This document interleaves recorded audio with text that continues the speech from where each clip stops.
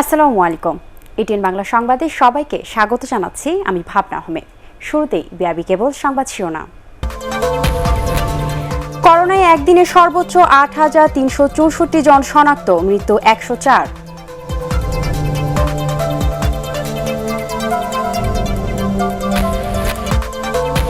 পহেলা জুলাই থেকে লকডাউনে ঘরে থেকে বের হওয়া যাবে না, পুলিশ বিজিবির পাশাপাশি মাঠে থাকবে সেনাবাহিনী।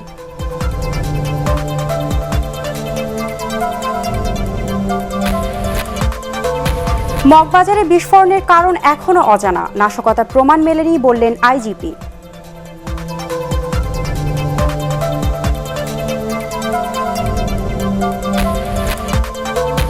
কালো টাকা বিনিয়োগের সুযোগে মহামারী কালেও রেডি ফ্ল্যাট বিক্রির রেকর্ড।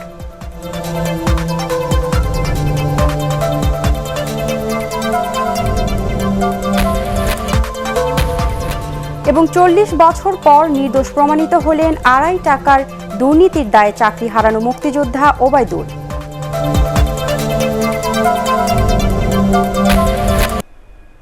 শুনছিলেন বিআরবি কেবল সংবাদ শিরোনাম। এবারে বিস্তারিত সংবাদ। গতকাল সর্বোচ্চ মৃত্যুর রেকর্ড গড়ার ২৪ ঘন্টা পর সোমবার একদিনে রেকর্ড ৮,০০০-এর বেশি মানুষের দেহে করোনা শনাক্ত হয়েছে। স্বাস্থ্য অধিদপ্তরের হিসেবে গত ২৪ ঘন্টায় প্রাণঘাতী করোনা ভাইরাসে দেশে আরও ১০৪ জনের মৃত্যু হয়েছে। এ নিয়ে মৃতের সংখ্যা দাঁড়িয়েছে ১৪,২৭৬ জনে। এর মধ্যে ৪১ থেকে ৬০ বছরের ৩৭ জন আর ৬০ ৫৮ জন। সবশেষ ২৪ ঘন্টায় ৩৫,০৫৯টি নমুনা পরীক্ষায় ৮,৩৬৪ জনের করোনা শনাক্ত হয়েছে।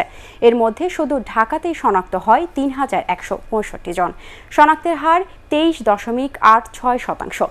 একদিনে খুলনা বিভাগেই মারা গেছে সর্বোচ্চ ৩৫ জন। ঢাকায় ২৭ আর চট্টগ্রামে প্রাণ হারিয়েছেন ১৯ জন। পহেলা জুলাই থেকে শুরু হওয়া সর্বাত্মক লকডাউন বাস্তবায়নে সরকার কঠোর থাকবে বলে জানিয়েছেন মন্ত্রিপরিষদ সচিব খন্দকার আনোয়ারুল ইসলাম। মন্ত্রিসভার বৈঠক পরবর্তী সংবাদ সম্মেলনে তিনি বলেন, মানুষের জরুরি চলাকালের জন্য এবার মুভমেন্ট পাস থাকবে না। পরিস্থিতি সামলাতে এবার পুলিশ বিজিবির পাশাপাশি সেনাবাহিনীও মাঠে থাকবে বলে জানান তিনি। আপেল মাহমুদের রিপোর্ট। করোনা ভাইরাসের সংক্রমণ রোধে এবার সারা দেশে আবারও কঠোর বিধিনিষেধ বা সর্বাত্মক লকডাউন আরোপ করতে যাচ্ছে সরকার। সচিবালয়ে মন্ত্রিসভার বৈঠক শেষে মন্ত্রিপরিষদ সচিব জানান, পহেলা জুলাই থেকে ৭ দিন লকডাউন চলাকালে জরুরি প্রয়োজন ছাড়া কেউ ঘর থেকে বের হতে পারবেন না। প্রয়োজনে এই সময়সীমা আরও বাড়তে পারে। নিষেধাজ্ঞা ছাড়া আপনার রেস্ট্রিকশন ইম্পোজ করা ছাড়া উপায় নেই, কিন্তু কিছু বাস্তব কারণের জন্য ৩০ তারিখ পর্যন্ত আমরা করতে পারছি না। ১ তারিখ ভোর ৬টার থেকে আমরা ৭ তারিখ রাত ১২টা পর্যন্ত খুব স্ট্রিক্ট ভিউতে যাচ্ছি আমরা। সুতরাং আমরা আশা করি ৭ দিন যদি সরকার মনে করে আরও ৭ দিন যেতে হবে, সেটাও বিবেচনায় আছে। আইন শৃঙ্খলা বাহিনীর পাশাপাশি বিজিবি এবং সেনাবাহিনীও এবার মাঠে থাকবে। কেউ নিয়ম ভঙ্গ করলে কঠোর ব্যবস্থা নেওয়া হবে বলেও জানান মন্ত্রিপরিষদ সচিব। কোনো বের হওয়া যাবে না, বাসায় থাকতে হবে সবাই। আর্মি, বিজিবি, ব্যাটালিয়ন, পুলিশ, তারা সবাই টহলে থাকবে এবং তাদেরকে যা দরকার সব প্রয়োজনীয় ব্যবস্থা নিতে তাদেরকে অথরিটি দেওয়া হয়েছে, বলা হয়েছে, এবং যাতে কোনোভাবে মানুষ লকডাউন যেন ম্যাসিভভাবে ব্রেক করতে না পারে সেটা তারা আপনার মনিটর করবে। তবে গার্মেন্টস ও শিল্প কারখানা চালুর বিষয়ে এখনও সিদ্ধান্ত চূড়ান্ত হয়নি বলে জানান তিনি। এর আগে প্রধানমন্ত্রী শেখ হাসিনার সভাপতিত্বে অনুষ্ঠিত মন্ত্রিসভার বৈঠকে এসএসএফ আইন ও মহাসড়ক আইনের খসড়ার অনুমোদন দেয়া হয়। আপেল মাহমুদ, এটিএন বাংলা, ঢাকা। সরকার ঘোষিত সারা দেশে ৩ দিনের বিধিনিষেধ বা লকডাউনের প্রথম দিন পথে পথে ভোগান্তি সয়ে কাজে যেতে হয়েছে হাজারো মানুষকে। সরকারি বেসরকারি অফিসে নিজস্ব ব্যবস্থাপনায় কর্মীদের আনা নেওয়ার নির্দেশনা থাকলেও বাস্তবে তা ছিল না। তবে সরকারি নিষেধ মেনে বন্ধ আছে গণপরিবহন, দোকানপাট ও শপিং মল। ফজলে রাব্বির রিপোর্ট। করোনা ভাইরাসের সংক্রমণ রোধে সোমবার থেকে বৃহস্পতিবার পর্যন্ত দেয়া লকডাউন বা বিধিনিষেধের প্রথমেই বলা হয়েছে, এ সময় রিক্সা বাদে বন্ধ থাকবে সব গণপরিবহন। নির্দেশনা অনুযায়ী রাজধানীতে চোখে পড়েনি বাস, টেম্পো, সিএনজি এর মতো গণপরিবহন। আবার অন্য নির্দেশনায় নিজস্ব ব্যবস্থাপনায় কর্মী আনা নেওয়ার শর্তে সরকারি বেসরকারি অফিস খোলা রাখার কথা থাকলেও অনেক প্রতিষ্ঠানই সেরকম ব্যবস্থা করেনি। তাই দুর্ভোগে পড়েন অফিসগামী মানুষ। অফিস গাজীপুরে থাকি, মিরপুরে গাড়ি ব্যবস্থা করে নাই। এটা কোনো লকডাউন হলে এটা সব ভোগান্তি হইলো। আমি একজন ব্যাংকার, আমি উত্তরা ব্যাংকে আছি, আমার মতিঝিলে যেতে হবে। এখন এখানে আপনার হুন্ডাও দিবেন না যেতে, এখন আমি কিভাবে যাব? কিন্তু অফিস থেকে তো গাড়ি সিস্টেম তো করেনি। আমার বস বলছে যে রিক্সা দেওয়া আপনি বাইঙ্গা অফিসে আসেন, কিন্তু অফিসে তো আসতে হবে। বেসরকারি অফিসগুলো কি মানতেছে? কারো তো অফিস মানতেছে না, সবাই তো হ্যাসেল হচ্ছে গাড়ির জন্য। ব্যক্তিগত গাড়ি চলতে বাধা নেই বলে কৌশলে এগুলোতেই যাত্রী পরিবহন করেন অনেকে। কিছু কিছু বিধিনিষেধের জন্য দেয় হয় তা অমান্য করার জন্য গণপরিবহন বন্ধ রেখে অফিস আদালত চালু রাখা ঠিক তেমনই এক বিধিনিষেধ বলে মনে করছেন ভুক্তভোগীরা। কেবল তাই নয়, মহামারীকালে এই ধরনের বিধিনিষেধ স্বাস্থ্যবিধি মেনে চলার অন্তরায় বলেও মনে করছেন তারা। অন্যদিকে রাজধানীর প্রবেশমুখ আমিনবাজারে স্বাস্থ্যবিধি তোয়াক্কা না করেই আজও বহু মানুষকে ঢাকা ছাড়তে দেখা গেছে। এখানে যারা যারা বসে সব 300 টাকা করে পাটুরিয়া ঘাটে গাড়ির মধ্যে 12 জন আছে। তবে সরকারি নির্দেশনা অনুযায়ী শপিং মল, মার্কেট, বিনোদন কেন্দ্রগুলো বন্ধ রয়েছে। ফজল রাব্বি, এটিএন বাংলা, ঢাকা। রাজধানীর মগবাজার ওয়্যারলেস গেটের ভবন বিস্ফোরণের সঠিক কারণ এখনও জানা যায়নি। তবে গ্যাস থেকে ভয়াবহ এই বিস্ফোরণ হতে পারে বলে ধারণা করছেন তদন্ত সংশ্লিষ্টরা। প্রকৃত কারণ অনুসন্ধানে তদন্ত কমিটি গঠন করেছে fire service and civil defence অধিদপ্তর। ঘটনাস্থল পরিদর্শন করে পুলিশের আইজি ডক্টর বেনজির আহমেদ জানান, প্রাথমিক তদন্তে নাশকতার প্রমাণ মেলেনি। রিপোর্ট করছেন ইমদাদুল্লাহ বাবু। মগবাজার ওয়্যারলেস গেট এলাকার রোববারের ভয়াবহ বিস্ফোরণ ঘটনার রহস্য উদ্ঘাটনে fire service, CID, bomb disposal unit ও বিস্ফোরক পরিদপ্তর সহ সরকারি একাধিক সংস্থা কাজ করছে। কিন্তু এখন পর্যন্ত বিস্ফোরণের কারণ সম্পর্কে সঠিক কোনো তথ্য দিতে পারেনি কেউ। তিনতলা ওই ভবনের নিচতলার শর্মা হাউস থেকে এই বিস্ফোরণ হতে পারে বলে ধারণা করছে তদন্ত সংশ্লিষ্টরা। ভয়াবহ এই বিস্ফোরণে আশপাশের বেশ কয়েকটি ভবন ক্ষতিগ্রস্ত হয়েছে। এমনকি ওই সময়ে ভবনের সামনের সড়ক দিয়ে যাতায়াতকারী বিভিন্ন যানবাহনেরও ব্যাপক ক্ষতি হয়। এই ঘটনায় কয়েকজন মারা যাওয়ার পাশাপাশি আহত হয়েছেন অর্ধ শতাধিক মানুষ। চিকিৎসকরা জানিয়েছেন, আহতদের মধ্যে বেশ কয়েকজনের অবস্থা আশঙ্কাজনক। আমাদের যে 3 জন আছে, 3 জনেরই অবস্থা খুবই মারাত্মক। 90% বার্ন, ইনহেলেশন ইনজুরি, আইসিইউতে রাখা হয়েছে, কেউই শঙ্কামুক্ত না।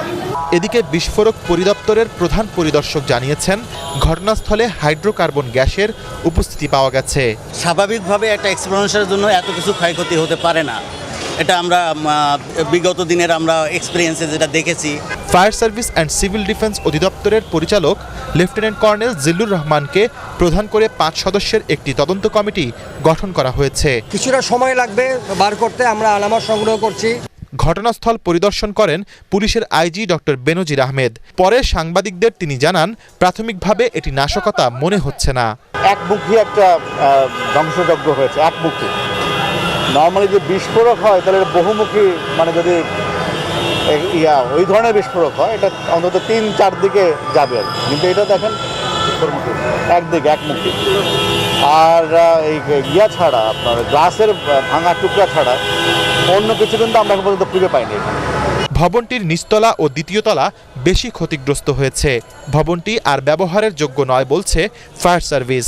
হঠাৎ বিস্ফোরণ, ধসে পড়ল এই ভবন, ঘটল হতাহতের ঘটনা। কিন্তু কিভাবে ঘটল এই বিস্ফোরণ তা এখনও পরিষ্কার নয়। ফায়ার সার্ভিস তদন্ত করছে, 7 দিন পর জানা যাবে এর পেছনের রহস্য। ইমদাদুল্লাহ বাবু, এটিএন বাংলা, ঢাকা। করোনা মহামারীতে জেলা পর্যায়ে স্বাস্থ্যসেবা ও সরকারি কার্যক্রম সমন্বয়ে সচিবদের দায়িত্ব দেওয়ায় ক্ষোভ প্রকাশ করেছেন আওয়ামী লীগ নেতা তোফায়েল আহমেদ। স্পিকার শিরিন শারমিনের সভাপতিত্বে সংসদ অধিবেশনে প্রবীণ এই সাংসদ বলেন, আমলাদের কারণে রাজনীতিকরা স্নান হয়ে যাচ্ছেন। বাজেটের উপর সাধারণ আলোচনায় শেখ ফজলুল করিম সেলিম হেফাজতে ইসলামের কার্যক্রম নিষিদ্ধ করার দাবি জানান।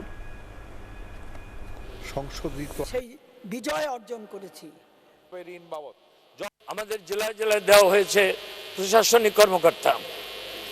মানুষ মনে করে আমরা যা দেই এটা প্রশাসনিক কর্মকর্তারাই দেয়, অথচ প্রশাসনিক যারা কর্মকর্তা তারা কিন্তু যায়ই নাই, অনেকে যায়ই নাই। যেমন আমার নিজের ভোলায় যাকে দেওয়া হয়েছে তিনি এখন পর্যন্ত যান নাই।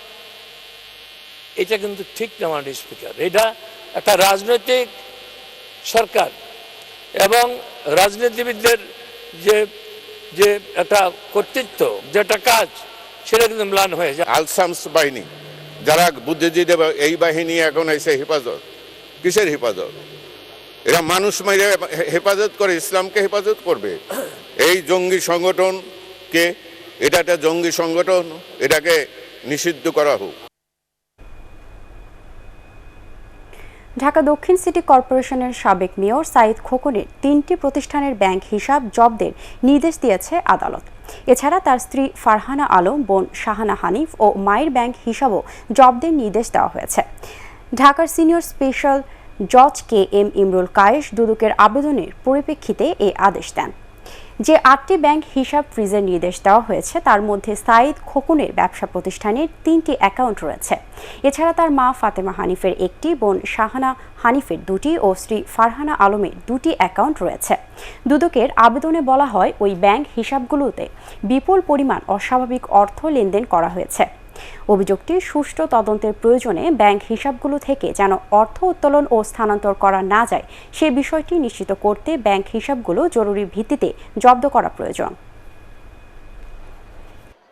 Saeed Khokon properties limited, 4A private limited, messrs S&S কর্পোরেশনের ব্যাংক অ্যাকাউন্ট সমূহ 3টা bank, the city bank limited, Exim bank limited এবং ন্যাশনাল ব্যাংক লিমিটেডের যে হিসাবসমূহ আছে সেই হিসাবসমূহ ফ্রিজ করার জন্য আবেদন করে এবং শুনানি শেষে আদালত অনুসন্ধানকারী কর্মকর্তার আবেদনটা মঞ্জুর করে এবং তাদের অ্যাকাউন্ট সমূহ ফ্রিজ করা হয়।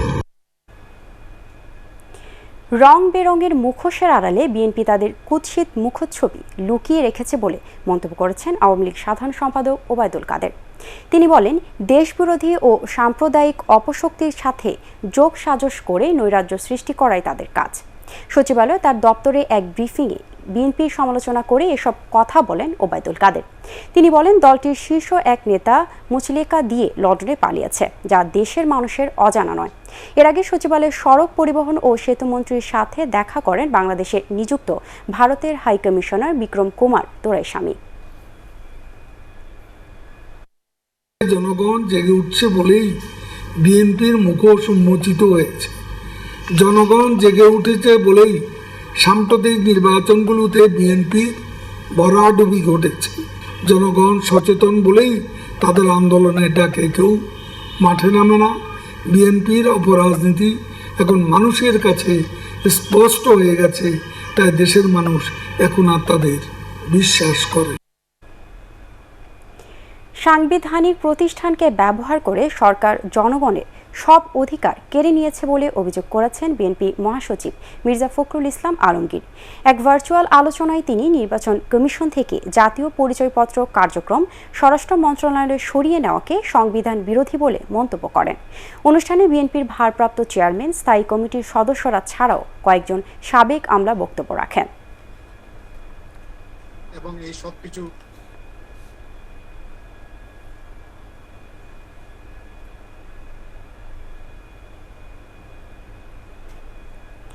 মহামারীতেও জমজমাট আবাসন খাত, রেকর্ড হয়েছে রেডি ফ্ল্যাট বিক্রিতে। চলতি অর্থ বছরে 11 মাসে গতবারের চেয়ে এ খাত থেকে রাজস্ব বেড়েছে 18% বেশি। কালো টাকা বিনিয়োগের সুযোগ আর নিবন্ধন ফি কমানোর কারণে আবাসন খাতে ইতিবাচক প্রভাব পড়েছে বলে জানান ব্যবসায়ীরা। আগামীতেও এসব প্রণোদনা অব্যাহত রাখার সুপারিশ তাদের। একরামুল্লাহ হক সাইমের রিপোর্ট। ঢাকা জেলার রেজিস্ট্রি অফিসের চিত্র এটি। মহামারীর মধ্যেও প্লট বা ফ্ল্যাট রেজিস্ট্রি করতে হিমশিম খাচ্ছেন কর্মকর্তারা। ঢাকায় আগের 2 অর্থ বছরের চেয়ে এবার দলিল রেজিস্ট্রি হয়েছে রেকর্ড সংখ্যক। গেলবারের চেয়ে বেড়েছে প্রায় 18%, রাজস্ব বৃদ্ধি 20%। সারা দেশের চিত্রও একই রকম। মানুষ হুমড়ি খেয়ে পড়েছে যে আসলে মানুষের প্রয়োজনে কেউ বিক্রি করছে, কেউ কিনছে, এটা বরঞ্চ থেমে নাই। করোনার মধ্যে যে সংখ্যা আসার কথা ছিল সেটা আসলে আসেনি, বরং আবাসন সেক্টরের সেলটা অনেকটা বেড়ে গিয়েছে। গত কয়েক বছরের চাইতেও করোনার মধ্যে বেড়ে গেছে। ব্যবসায়ীরা বলছেন, করোনায় আবাসন খাত সংকটে না পড়ার মূল কারণ বিনা প্রশ্নে কালো টাকা সাদা করার সুযোগ। চলতি অর্থ বছরে অপ্রদর্শিত অর্থের 1/3 অর্থাৎ প্রায় 5,000 কোটি টাকা এই খাতে বিনিয়োগ হয়েছে বলে জানান তারা। এছাড়া জমির নিবন্ধন ফি 2 থেকে 1% আনা, স্ট্যাম্প ফি 3 থেকে 1.5% করা এবং জমির মূল্য না বাড়ায় করোনা কালেও চাঙ্গা আবাসন খাত। করোনার ভিতরে মানুষের বাসস্থানের যে প্রয়োজনীয়তাটা এবং একটা পরিকল্পিত বাসস্থান যে প্রয়োজন সকলের, এটা কিন্তু আরও বেশি করে উপলব্ধি করেছে। আমাদের সেক্টরে কিন্তু শ্রমিক ছাঁটাই হয়নি বা কর্মচারী ছাঁটাই হয়নি, আমরা সাস্টেন করতে পেরেছি। ঢাকায় রেডি ফ্ল্যাট বিক্রি হয়েছে রেকর্ড সংখ্যক। নানা ধরনের ঋণ সুবিধা পাওয়ায় ক্রেতা সংখ্যায় এগিয়ে সরকারি চাকুরিজীবীরা। হোম লোনের ব্যবস্থা করা, দীর্ঘমেয়াদী স্বল্প সুদে, এটা কিন্তু পৃথিবীর সব দেশেই আছে এবং এই সুযোগগুলো কিন্তু সরকারকে করে দিতে হবে। আবাসনের জন্য সরকারকে স্পেশাল ফান্ডের ব্যবস্থা করতে হবে। অপ্রত্যাশিত আয় বিনা প্রশ্নে ব্যবহার করার সুযোগ যে গতবার দিয়েছিল, সেই ব্যবস্থাটা যেন অব্যাহত থাকে এবং এই অব্যাহতটা যেন এই 1 বছরের জন্য না করা হয়, এটা যেন একটু লং টার্ম করা হয়। ব্যবসায়ীরা বলছেন এ খাতে প্রণোদনা অব্যাহত রাখার পাশাপাশি নিম্ন ও মধ্যবিত্ত শ্রেণীর আবাসনে বিশেষ উদ্যোগ নেওয়া দরকার সরকারকে। ইকরামুল হক সায়েম, এটিএন বাংলা, ঢাকা। চাকরি হারানোর প্রায় 40 বছর পর সর্বোচ্চ আদালতের রায়ে বেতন ভাতা ফিরে পেলেন এক বীর মুক্তিযোদ্ধা। 1982 সালে মাত্র 2.5 টাকা অনিয়মের অভিযোগে পাট সম্প্রসারণ সহকারী ওবায়দুল আলমকে 2 মাস জেল ও 1000 টাকা জরিমানা করে এরশাদের সামরিক আদালত। সোমবার প্রধান বিচারপতির নেতৃত্বে সর্বোচ্চ আদালতের রায়ে চাকরি জীবনের বেতন ভাতা সহ সব সুযোগ সুবিধা ফিরিয়ে দেওয়ার নির্দেশ দেওয়া হয়। হুমান চিস্তির রিপোর্ট। সংক্ষিপ্ত ভাষায় প্রকাশ করা যাবে না যে আল্লাহ আমার হায়াতে। পাট সম্প্রসারণ সহকারী ওবায়দুল আলম আকনের বিরুদ্ধে অভিযোগ ছিল 5 প্যাকেট সরকারি পাট বীজ বিক্রিতে মোট 2.5 টাকা বেশি নিয়েছেন। এজন্য এই মুক্তিযোদ্ধাকে 1982 সালের 15 এপ্রিল গ্রেফতার করার পর চাকরিচ্যুত করার পাশাপাশি 2 মাস জেল ও 1000 টাকা জরিমানা করে সামরিক আদালত। ইউনিয়নের একজন ইউএ আমাকে বলে যে আমাকে 1 মণ পাটের বিচি দিবেন। আমি বললাম পাটের বিচি তো আমরা দেই না, আমরা নেইও না, আমরা দেখাশোনা করে আমরা লোন বিতরণ করি, আমরা চাষিদের ট্রেনিং দেই, সার দেই, তাদের উৎসাহিত করি। তখন উনি ওনার এক চাষির দিলে যে তোর মজা দেখাইতেছি, সে আমার নামে একটা দরখাস্ত দেওয়া হয়েছে যে 1 প্যাকেট পাটের বীজের দাম 2টা, পাট সারের দাম 10 টাকা, আমি 12.5 8 টাকা বেশি নিছি 12.5 টাকা। এই এরশাদের মার্শাল্লাহ আমার জিজ্ঞাসাবাদ করে কিছু আমার পায় নাই। তারপর বলে হ্যাঁ একটু পরে রায় দেবো, আইয়া আমাকে বলে মনে হয় আপনি 2.5 টাকা বেশি নিচ্ছেন, এই জন্য 2 মাস সাজা 1000 টাকা জরিমানা। আমি বলে আমি উর্দু আদালতে আপিল করবো, বলে সংক্ষিপ্ত সামরিক আদালতে আপিল করার সুযোগ নাই। 30 বছর পর 2012 সালে সামরিক আদালতের সাজা চ্যালেঞ্জ করে উচ্চ আদালতে রিট করেন তিনি। 5 বছর পর হাইকোর্ট ওবায়দুল আলমের সাজা অবৈধ ঘোষণা করে রায় দেন। একই সাথে তার চাকরি জীবনের বেতন ভাতা সহ যাবতীয় পাওনা দিতে নির্দেশ দেওয়া হয়। কিন্তু হাইকোর্টের রায়ের বিরুদ্ধে কৃষি সম্প্রসারণ অধিদপ্তরের আপিলের পরিপ্রেক্ষিতে 2020 সালের 8 মার্চ হাইকোর্টের রায় বহাল রাখে আপিল বিভাগ। তবে সামরিক আদালতে সাজা অবৈধ ঘোষণা করে দেয়া হাইকোর্টের রায়ের অংশটি বাদ দেওয়া হয়। গত বছর এ রায় পুনর্বিবেচনা চেয়ে আবারও আবেদন করে কৃষি সম্প্রসারণ অধিদপ্তর। শুনানির পর তা খারিজ করে রায় দিল সর্বোচ্চ আদালত। আল্লাহর কাছে প্রার্থনা করছি, মাবুদ বাঁচাইয়েই যখন রাখছো, নিশ্চয়ই তুমি আমাকে রায় না দেখাইয়া মৃত্যু দিবে না। সেই রব্বুল আলামিন আমাকে রায় দেখাইয়া মৃত্যু কাল মরিয়ে দেয়, আমার আপত্তি নেই। সর্বোচ্চ আদালতের এই রায়ে অবশেষে চাকরি জীবনের হারানো সব বেতন ভাতা পাবেন ওবায়দুল আলম। একই সাথে দুর্নীতির যে কলঙ্ক এতদিন ধরে বয়ে বেড়াচ্ছিলেন তারও অবসান হলো। হুমায়ুন চিস্তি, এটিএন বাংলা, ঢাকা। শিক্ষা সনদের বিপরীতে নারীদের ঋণ দেওয়ার পরামর্শ দিয়েছেন এটিএন বাংলা ও এটিএন নিউজের চেয়ারম্যান ডক্টর মাহফুজুর রহমান। পড়াশোনা শেষ করে চাকরির পেছনে না ছুটে স্বনির্ভর ও উদ্যোক্তা হওয়ার তাগিদ দেন তিনি। নারী উদ্যোক্তাদের অনলাইন বাজার নিয়ে এটিএন নিউজ এবং অ্যাকশন এইডের ভার্চুয়াল আলোচনায় তিনি এসব কথা বলেন। মনির হোসেন তপুর রিপোর্ট। সংসার সামলানোর পাশাপাশি নারীরা দেশের অর্থনীতিতে অবদান রাখছেন। 78 থেকে 87% নারী এখনও কাজের বিনিময়ে কোনো অর্থ পান না। তারপরও জিডিপিতে নারী পেশাজীবী ও উদ্যোক্তাদের অবদান কোনো অংশে কম নয়। অর্থাৎ দেশের সার্বিক অর্থনৈতিক উন্নয়নে নারী পুরুষের কারো অবদান খাটো করে দেখার সুযোগ নেই। গেল অর্ধযুগ ধরে নারীরাও পুরুষদের মতো সরব অনলাইন ব্যবসায়। এই মহামারীকালে এর চাহিদাও বেড়েছে কয়েক গুণ। নারীরা কিন্তু ভালো ক্ষুদ্র মাঝারি শিল্প বা এমএমই দিবসে নারীদের অনলাইন বাজার নিয়ে এটিএন নিউজ আর অ্যাকশনের আয়োজিত ভার্চুয়াল আলোচনায় এসব তথ্য উঠে আসে। নারী উদ্যোক্তারা যাতে বাড়িতে বসেই নানা রকম ব্যবসা বাণিজ্য করতে পারে, এতে যে সবচেয়ে বড় যে উপকারটা হবে যে সরকার তো চেষ্টা করে যাচ্ছে বিভিন্ন জায়গায় নারীদেরকে কর্মসংস্থানের ব্যবস্থা করা। সরকারের সঙ্গে সঙ্গে আমরা যদি যারা বেসরকারি যারা আছি প্রত্যেকে যদি আমরা উদ্যোগ নেই, তাহলে দেখা যাবে যে আমরা একটা বিশাল নারী গোষ্ঠীকে আমরা কর্মসংস্থানের ব্যবস্থা করে দিতে পারবো। আমাদের মেয়েদেরকে সুযোগ দিতে পারলে তারা মেধাবী, তারা সৎ, আন্তরিক এবং পরিশ্রমী। ফলে আমাদের দায়িত্ব হচ্ছে যে আমরা তাদেরকে সেই পরিবেশটা তৈরি করে দিতে পারি কিনা, এইটাই কিন্তু একমাত্র জায়গা। প্রতিযোগিতার বাজারে নারীদের ব্যবসা দাঁড় করাতে সম্মুখীন হতে হয় নানা চ্যালেঞ্জের। টেকসই আর ব্যবসা বড় করতে নারীদের বিশেষ ঋণ সুবিধার প্রয়োজন বলে মনে করেন এটিএন বাংলা ও এটিএন নিউজের চেয়ারম্যান ডক্টর মাহফুজুর রহমান। গ্রাম অঞ্চলে অনেক কিছুই উৎপাদন হচ্ছে, আর আমাদের প্রধানমন্ত্রী যে একবারই এক খামারের মাধ্যমে দেখা যায় যে আমি অনেক অঞ্চলে দেখছি রংপুরের ওই দিকে মানে ছোট্ট জমি, বাড়ির পাশে ছোট্ট জমিতে স্ট্রবেরি চাষ করে। এটাও কিন্তু একটা ভালো, স্ট্রবেরি একটা খুব দামি ফল। যদি সেরকম যদি বিভিন্ন জায়গায় যারা তৈরি করে তারা যে অনলাইনের মাধ্যমে যদি বিক্রি করতে পারে, তা আমার মনে হয় তারাও অনেক বেশি উপকৃত হবে। নারী উদ্যোক্তারা যখন ব্যাংকে যায় লোন নেওয়ার জন্য, ইভেন 3 লাখ টাকা লোন নেওয়ার জন্য যখন ব্যাংকে যায়, ব্যাংকের বিরাট ফর্মালিটিস এর জন্য তারা এই লোনটা নিতে পারে না। যারা ডিগ্রি পাস করে তারা সারা জীবন পড়াশোনা করে যে সার্টিফিকেটটা অর্জন করে, এটা কিন্তু তার কাছে সবচেয়ে দামি একটা জিনিস। সেইটাই যদি ব্যাংকের কাছে কোলাটেরাল সিকিউরিটি হিসেবে যদি রাখা যায়, রেখে যদি ব্যাংক যদি সহজ শর্তে যদি লোন দেয়, তাহলে কিন্তু এই নারী উদ্যোক্তাটা আরো এগিয়ে যাবে। তিনি আরো বলেন, প্রান্তিক পর্যায়ে নারীদের তৈরি বিভিন্ন পণ্য বিক্রির বিশেষ বাজার তৈরি করা প্রয়োজন। অ্যাকশন 8 রবিবার থেকে ফেসবুকে চালু করেছে ভার্চুয়াল নারী উদ্যোক্তাদের পণ্য বাজার। মানে একখানে করি করার পরে মনির হোসেন তপু, এটিএন বাংলা, ঢাকা। তাদের সাথে আমার চুক্তি হয়। বাংলাদেশে ৩৫ থেকে ৪০ বছরের মানুষের মধ্যে এইডস সংক্রমণের হার সবচেয়ে বেশি বলে জানিয়েছে জাতীয় প্রতিষেধক ও সামাজিক চিকিৎসা প্রতিষ্ঠান নিপসম। স্বাস্থ্য অধিদপ্তরের উদ্যোগে গ্লোবাল ফান্ডের অর্থায়নে বাংলাদেশের যক্ষ্মা রোগীদের মধ্যে এইডস সংক্রমণের হার নির্ণয়ে জাতীয় জরিপের ফলাফল প্রকাশ অনুষ্ঠানে এ তথ্য জানানো হয়। এ সময় স্বাস্থ্য অধিদপ্তরের মহাপরিচালক ডক্টর আবুল বাশার মোহাম্মদ খুরশিদ আলম উপস্থিত ছিলেন। এবারে আল আরাফা ইসলামী ব্যাংক অর্থ সংবাদ।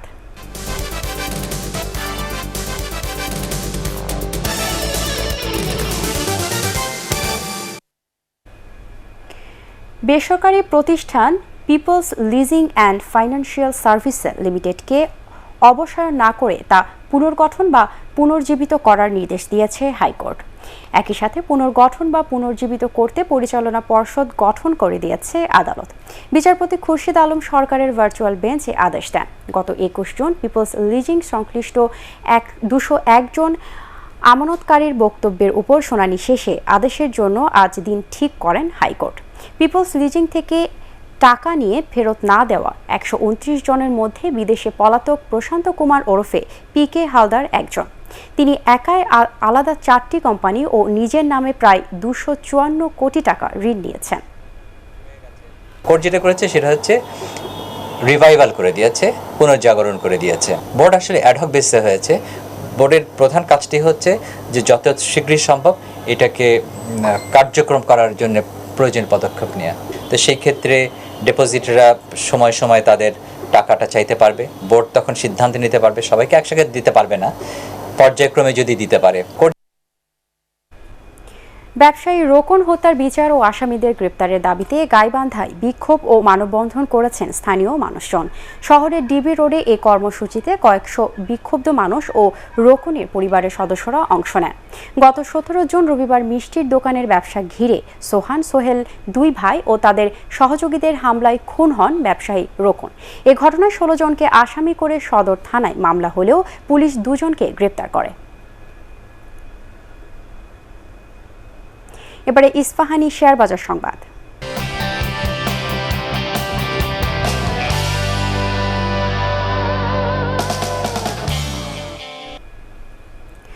ঢাকা স্টক এক্সচেঞ্জে আজ মূল্যসূচক বাড়লেও লেনদেন কমেছে।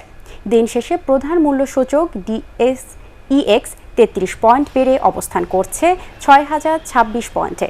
এছাড়া 30 সূচক ৮ ও সরিয়া সূচক ৭ পয়েন্টে বেড়েছে। লেনদেন হয় ১,৩২৮ কোটি ৪৯ লাখ টাকার শেয়ার ও মিউচুয়াল ফান্ডের ইউনিট, যা আগের দিন থেকে ৪১১ কোটি ৬৯ লাখ টাকা কম। লেনদেন হওয়া 372টি কোম্পানির মধ্যে দর বেড়েছে 231টির, কমেছে 108টি এবং অপরিবর্তিত রয়েছে 33টি কোম্পানির শেয়ারের দর। অপরবাজার চট্টগ্রাম স্টক এক্সচেঞ্জে লেনদেন হয় 38 কোটি 55 লাখ টাকার শেয়ার। মোট 311টি কোম্পানির মধ্যে দর বেড়েছে 170টি, কমেছে 108টির এবং অপরিবর্তিত রয়েছে 34টি কোম্পানির শেয়ারের দর।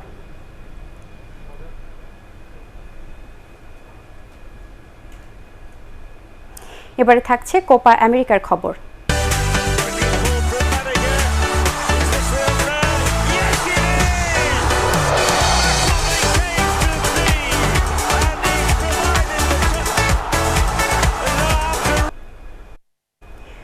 কোপা আমেরিকায় গ্রুপ পর্বে নিজেদের শেষ ম্যাচে ইকুয়েডরের সাথে 1-1 গোলে ড্র করেছে ব্রাজিল। 1 পয়েন্ট নিয়ে কোয়ার্টার ফাইনাল নিশ্চিত করেছে ইকুয়েডর। আরেক ম্যাচে ভেনেজুয়েলাকে 1-0 গোলে হারিয়ে গ্রুপ রানার্স আপ হয়ে শেষ 8-এ ওঠে পেরু। SM আশরাফের রিপোর্ট। কোয়ার্টার ফাইনাল তো আগেই নিশ্চিত হয়ে গিয়েছিল। ব্রাজিলের জন্য ম্যাচটি ছিল জয়রথ এগিয়ে নেবার। অবশেষে 10 জয়ের পর ইকুয়েডর থামিয়ে দিল 5 বারের বিশ্ব চ্যাম্পিয়নদের। গোইয়ানিয়ার অলিম্পিকো স্টেডিয়ামে ব্রাজিল সমর্থকরা বসেছিলেন টেবিলের তলানিতে থাকা ইকুয়েডরের বিপক্ষে তাদের দল কত বড় ব্যবধানে জিতবে তা দেখতে। তবে শুরুতেই ভিন্ন বার্তা দেয় গুস্তাভো আলভারোর দল। নেইমার ক্যাসিমিরোকে ছাড়া খেলতে নামা সেলেসাওদের বল দখলে ছিল 62%। এডার মিলিতাও 37 মিনিটে এগিয়ে নেয় স্বাগতিকদের। সেই লিড ধরে রাখতে পারেনি তিতের দল। প্রতিপক্ষের পোস্টে 8 শট নেয়া ইকুয়েডরকে 53 মিনিটে সমতায় ফেরান আনহেল মেনা। এই 1 পয়েন্টই ইকুয়েডরের শেষ 8 নিশ্চিত করে দেয়। অন্যদিকে কোয়ার্টার ফাইনালে উরুগুয়ে কিংবা চিলিকে পাবে কোপার বর্তমান চ্যাম্পিয়নরা। SM Ashraf, ATN Bangla. এবারে ইউরো ফুটবলের খবর।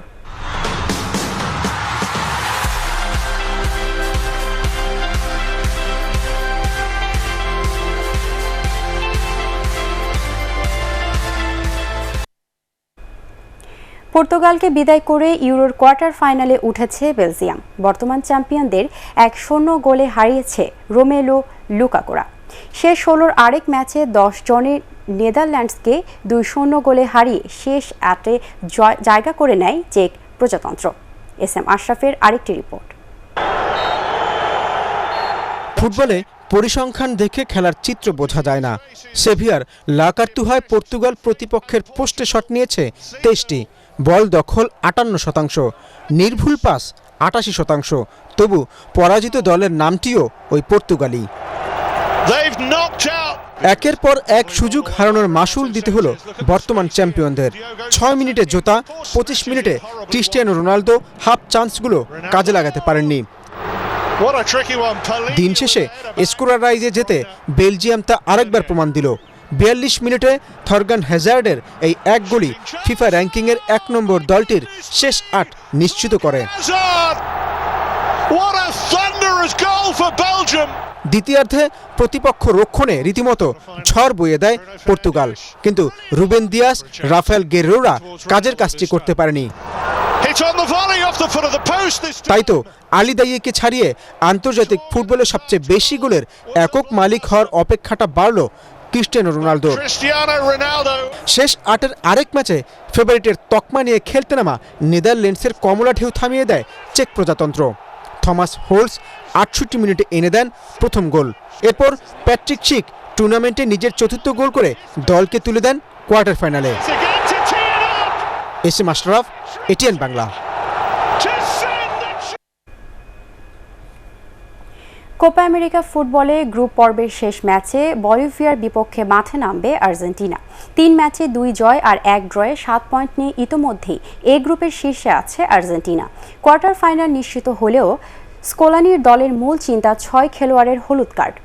আর একটি কার্ড পেলেই মিস হবে তাদের 1 ম্যাচ। তাদেরকে বিশ্রাম দিয়ে দলের প্রাণভোমরা লিওনেল মেসিকে বিশ্রামে রাখার চিন্তা বাদ দিতে হচ্ছে কোচকে। এখন পর্যন্ত টানা 16 ম্যাচে অপরাজিত আর্জেন্টিনা। বলিভিয়ার বিপক্ষে আগের 40 ম্যাচে 28 জয়। এই ম্যাচে আত্মবিশ্বাস বাড়াবে মেসিদের। এদিকে ইনজুরির কারণে খেলতে পারবেন না বলিভিয়ার অন্যতম সেরা ডিফেন্ডার অস্কার রিভেইরা।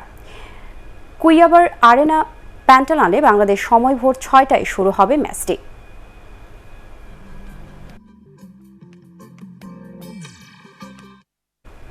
এবারে পার্টেক্স খেলার খবর।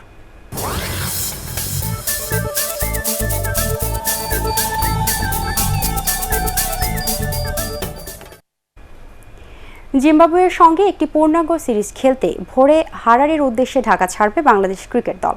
সেখানে পৌঁছানোর পর বাংলাদেশ দলকে একদিনের কোয়ারেন্টাইনে থাকতে হবে। দুই দেশের মধ্যকার মাঠের লড়াই শুরু হবে 7 জুলাই একমাত্র টেস্ট দিয়ে।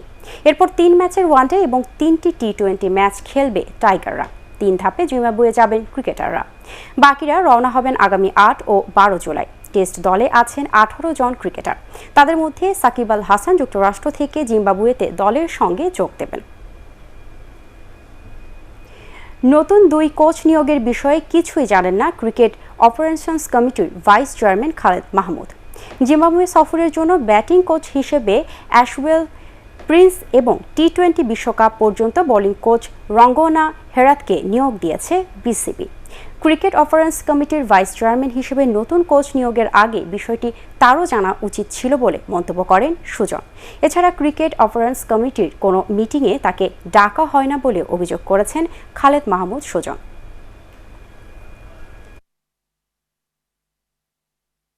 শেষ করার আগে বিআরবি কেবল সংবাদ শিরোনাম আরও একবার। করোনায় একদিনে সর্বোচ্চ 8,364 জন শনাক্ত, মৃত্যু 104।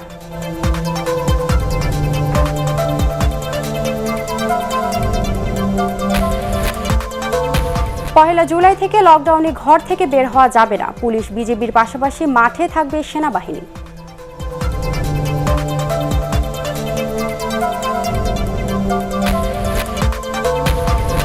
মগবাজারে বিস্ফোরণের কারণ এখনো অজানা, নাশকতার প্রমাণ মেলেনি বললেন আইজিপি।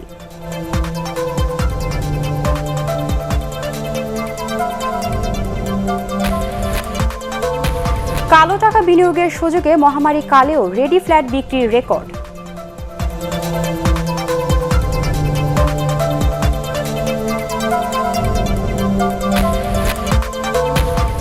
এবং 40 বছর পর নির্দোষ প্রমাণিত হলেন 2.5 টাকার দুর্নীতির দায়ে চাকরি হারানো মুক্তিযোদ্ধা ওবায়দুল।